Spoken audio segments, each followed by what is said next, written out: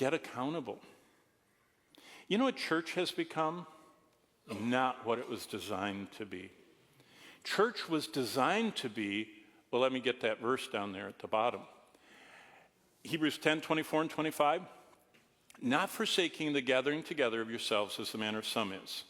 That's every pastor preaches on that. You're supposed to go to church. It isn't just go and be there. It's not just go there and sit in the lecture. What does the rest of the verse say? Not forsaking the assembling of yourselves together as the manner of some is, but exhorting one another. Do you know that Greek word? Paroxysm. You ever heard of a paroxysm? It's kind of a violent term. A paroxysm is kind of like something convulsing.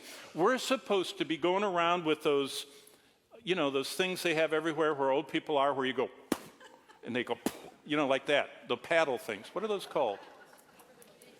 Yeah, defibrillate. We're supposed to be defibrillating all the other believers around us in a spiritual sense. We're supposed to be saying, hey, you don't look joyful. Have you not been in the Word? When's the last time you shared the gospel with someone? That's the only reason you're here. Are you living out the truth? Is there a measurable change in your life? Can you see more of the fruit of the Spirit in your life this year than you saw last year?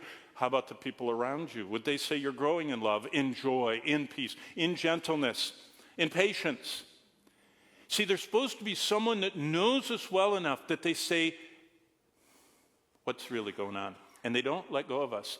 But exhorting one another, and so much the more as you see that day approaching.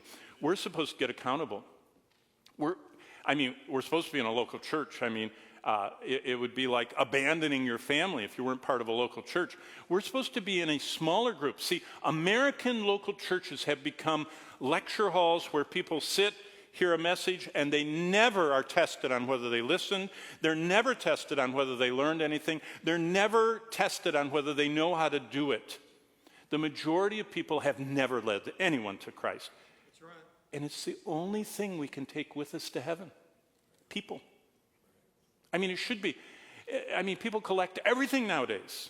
I just saw a New York Times article and talked about our generation. All the stuff our kids don't want because we collected all this stuff. And what we're supposed to do is be pulling each other out. When you slide in the ditch, you need a flesh and blood believer with spiritual leverage to pull you out.